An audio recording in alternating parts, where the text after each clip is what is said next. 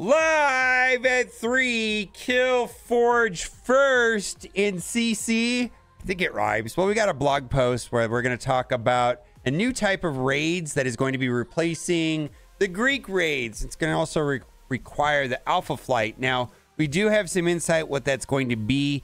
There was a poll a while back, and the top two were going to be included. So it looks like we're going to be getting Guardian and Sasquatch. And it's going to be some sort of raid team. A lot of the detail of this are uncertain, but we're going to read it together. Spotlight raids and cooldown timers for Dark Dimension. A new raid. Fill up your web shooters and raise the Canadian flag because we got a big new raid opening soon. Your Spider-Verse Savers, the Spider Society, and the upcoming Alpha Flight teams are teaming up to deliver the much needed and desired ability materials. That's right, they're talking about T4s. Introducing Spotlight Raids feature Alpha Flight and the Spider Society, the newest addition to our raid lineup under the equally new Spotlight Raids banner. Spotlight Raids. Spotlight Raids aren't just another Greek or Ultimus type raid. In fact, they will be replacing Greek raids. Now, to me, that means the Greek raids are going away. That's just the way that I read it, right? These new raids will make new teams shine since they will be required for the hardest difficulties. So that means there's going to be multiple difficulties. So hopefully this includes newer players and newer alliances and mid-game alliances and early-game alliances, late-game alliances. Hopefully there's a lot of difficulties where people get what they need, right? The upcoming Alpha Flight team details, which will be revealed soon, and Spider Society will be the first to blaze through these new raid challenges. The Spotlight raid featuring Alpha Flight also requires the cunning and agility of the Spider Society team right from the get-go. Recruiting and empowering your Spider Society team for the initial raid nodes is crucial. Don't get caught off guard and stop beefing them up now. Now, this is the part that I think there's some controversy around and some pushback from some people here on Twitch. New raid layout.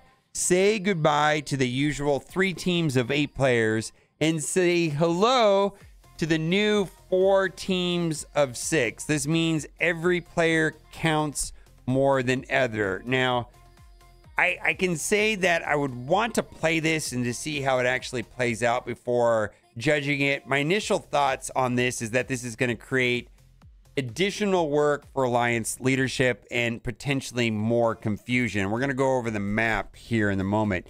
Each raid strike team will feature 3 lanes.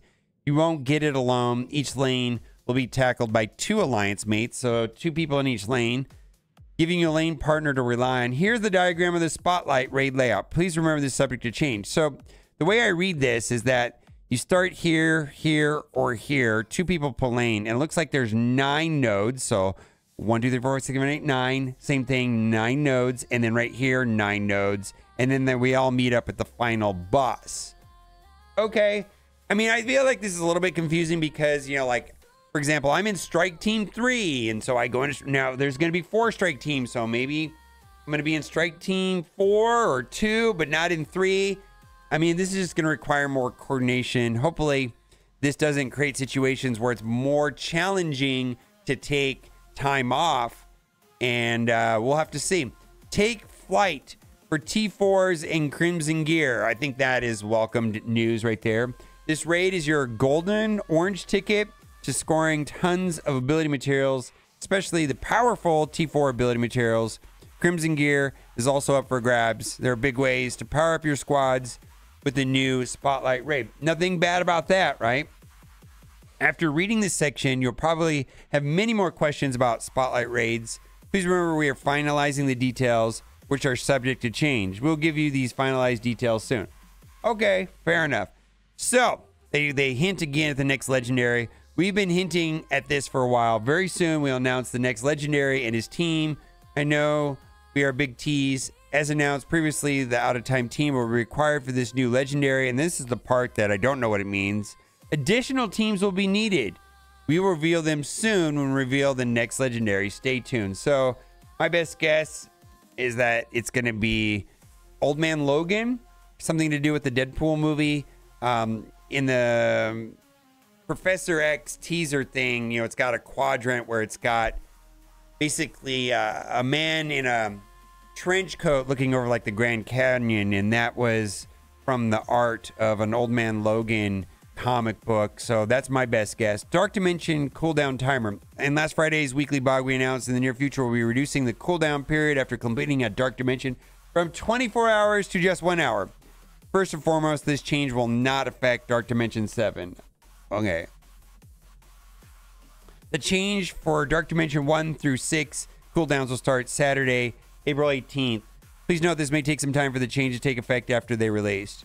The change will not impact leaderboards or other Dark Dimension stats. Please note that the sorting of Dark Dimensions we mentioned that blog confused some players, and we opted to leave it as it is currently, so they're not changing it. Yeah, I did not understand why they were doing that. The Order of Darkness content will remain the same as it currently is in-game.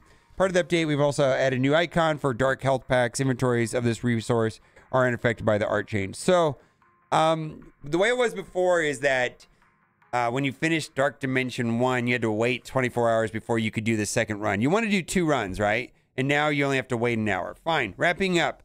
Sure to get Spider Society ready as you unlock them in the coming weeks. Prepare them to help Alpha Flight conquer their Spotlight raid.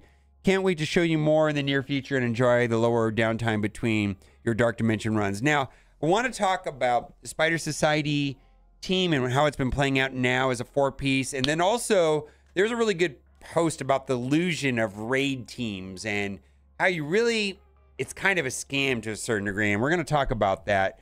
So, first things first, I was able to go through the first node of the skill and the hardest difficulty of incursion with Pav and the other members, so the 4-piece of the Spider Society, and my 5th, I was using Nick Fury, and I was able to one-tap node 1. Now, I have not personally been able to replicate this, but Baka was able to use Black Cat and sim the second node with this team right here.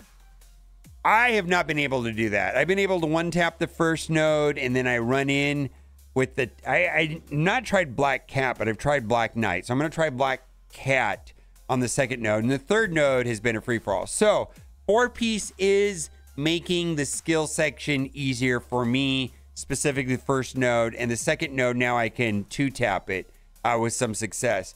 Also, I think it's pretty important on Pav to use Striker because of this right here. If this character and all eyes have speed up, fill speed bar by 5% on self and all Spider Society allies.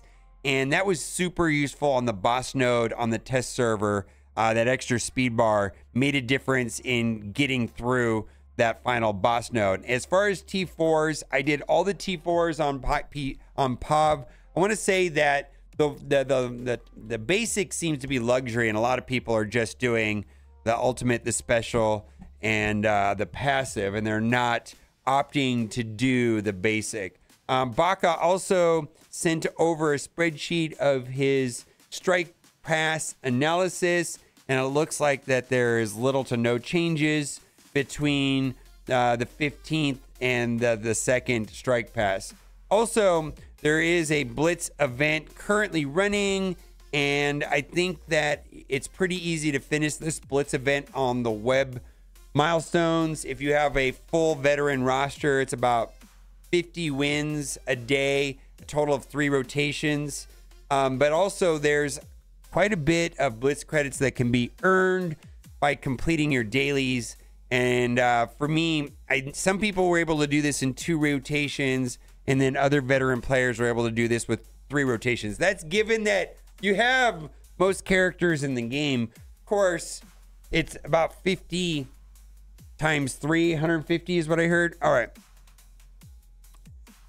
The illusion of choice, the raids in Marvel Strike Force. I 100% agree with this, and we're going to talk about this.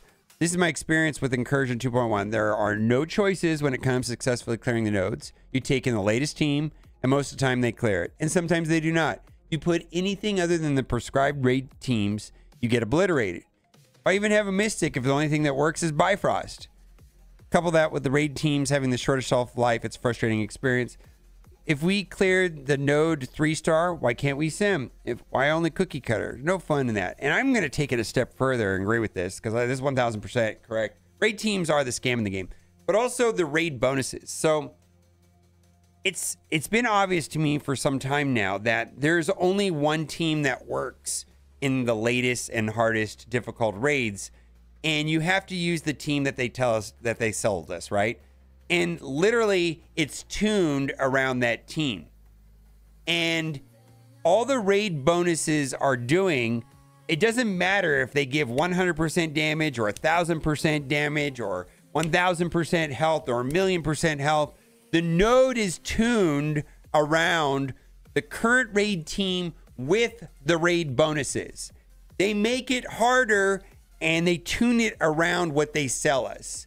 And all the raid bonuses are doing is making them weaker outside of raids. That's literally what they're doing, because they're tuned around the raid bonuses, the actual raid nodes. It's a scam.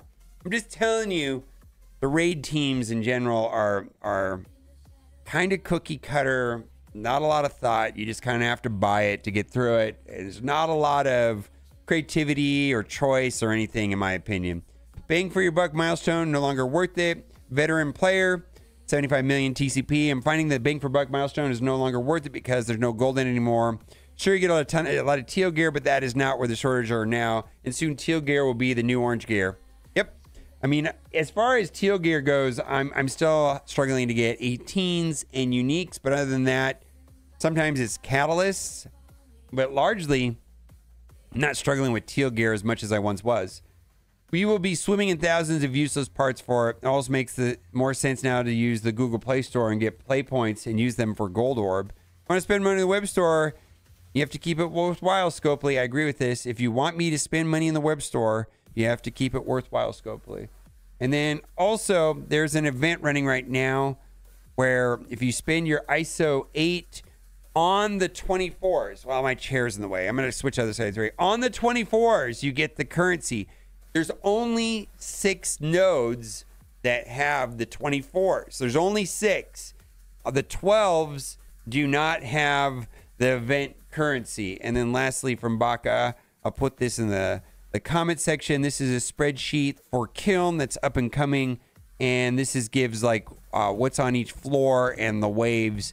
And this is super helpful for players that want to master Kiln. Let me know what you think in the comment section. As always, thanks for watching. Bye for now.